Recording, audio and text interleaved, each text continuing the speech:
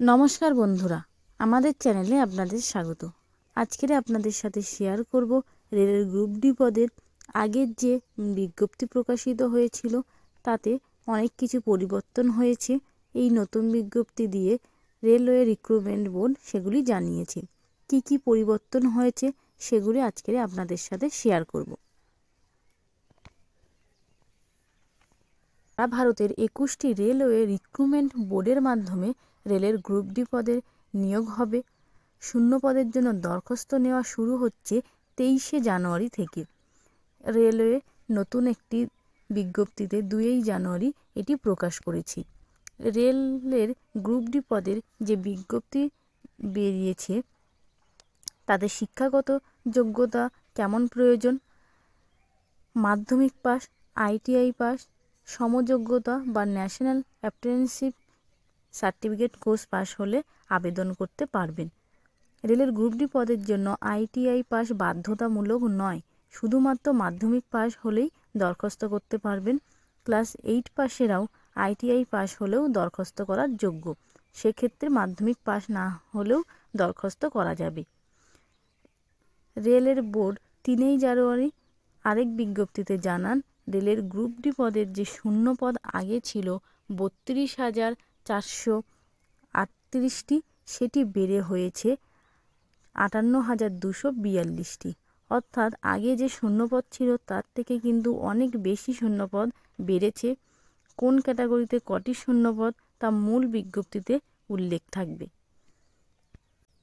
রেলের group D পদের বিষয়ে প্রচুর ভুয়ো তথ্য প্রকাশিত হচ্ছে, যেমন আইটিআই পাস না হলে গ্রুপ ডি পদের জন্য যোগ্য নন। এই সমস্ত তথ্য কিন্তু সম্পূর্ণ ভুয়ো। গ্রুপ ডি পদে আইটিআই পাস না হলেও শুধুমাত্র মাধ্যমিক পাস হলে তারা কিন্তু আবেদনের জন্য যোগ্য।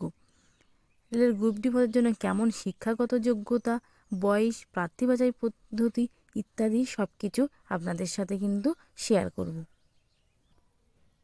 শূন্য পদের সাথে সাথে আজ যে পরিবর্তনটি হয়েছে, অন্যান্য বছর বয়স সীমার প্রয়োজন ছিল 18 থেকে 33 বছর, কিন্তু শুধুমাত্র এই বছরের জন্য আগে কোভিডের জন্য 3 বছর বেড়ে 36 বছর করানো হয়েছে।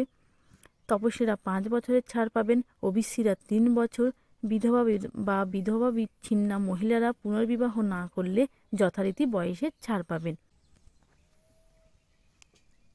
অ্যাক্ট অ্যাপ্রেন্টিসরা যত বছর কোর্স করেছেন তত বছর, আর রেলের কর্মী ও প্রাক্তন সমরকর্মীরা যথারীতি বয়সের ছাড় পাবেন। মূল মাইনে 18,000 টাকা। কোন ক্যাটাগরিতে কটি শূন্যপদ তা দেওয়া হয়েছে। এই শূন্যপদগুলি দেওয়া হয়েছে আগের বিজ্ঞপ্তি অনুসারে বা আগের শূন্যপদ অনুসারে, সেটা 32,438টি যে শূন্যপদ ছিল সেই অনুসারে। বর্তমানে শূন্যপদ বেড়েছে 58,242টি। কোন রেলে কোন ক্যাটাগরিতে কটি শূন্যপদ তা আবার কোনটি নতুন বিজ্ঞপ্তিতে রেলওয়ে রিক্রুটমেন্ট বোর্ড জানাবেন। সব রেলওয়ে রিক্রুটমেন্ট বোর্ডের বেলায় প্রার্থী বাছাইয়ের জন্য কম্পিউটার বেসড বা সিবিটি টেস্ট হবে, তারপরে শারীরিক সক্ষমতার পরীক্ষা ও সার্টিফিকেট ভেরিফিকেশন হবে।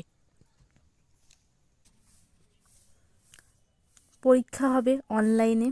100 নম্বরে এমসিকিউ টাইপের যে বিষয়গুলি থাকবে, জেনারেল সায়েন্স 25 নাম্বার, ম্যাথ থাকবে 25 number, general intelligence and reasoning থাকবে 30 number, general awareness and current affairs থাকবে 20 নাম্বার। সময় থাকবে মোট 1.5 ঘন্টা। সফল হলে শারীরিক সক্ষমতার পরীক্ষা হবে। ওই পরীক্ষায় থাকবে ছেলেদের বেলায় 35 কেজি ওজনের বস্তু নিয়ে 2 মিনিটে 100 মিটার দূরত্বে লিফট ও বহন করা, এটি একবারই সুযোগ পাবেন। 4 মিনিট 15 সেকেন্ডে 1000 মিটার দৌড়াতে হবে, এটিও একবার সুযোগ পাবেন। মেয়েদের বেলায় 20 কেজি ওজনের বস্তু নিয়ে 2 মিনিটে 100 মিটার দূরত্বে লিফট ও বহন করা, একবার সুযোগ পাবেন। আর 5 মিনিট 40 সেকেন্ডে 1000 মিটার দৌড়াতে হবে, এতেও একবার সুযোগ পাবেন। তারপরে হবে সার্টিফিকেট ভেরিফিকেশন। দরখাস্ত করা শুরু হবে 23শে জানুয়ারি থেকে 22শে ফেব্রুয়ারি পর্যন্ত।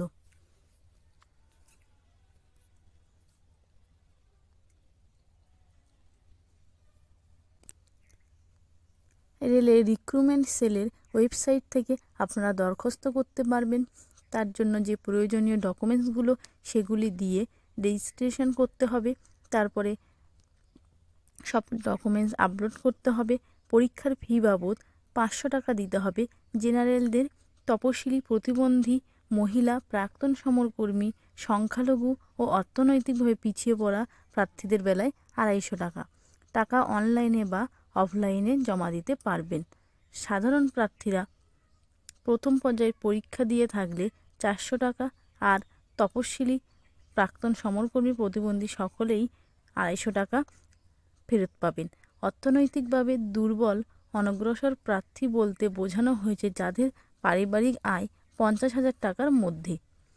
এই সব প্রার্থীরা পরীক্ষার ফিতে ছাড় নিলে ডকুমেন্ট ভেরিফিকেশনের সময় ইনকাম সার্টিফিকেট দেখাতে হবে।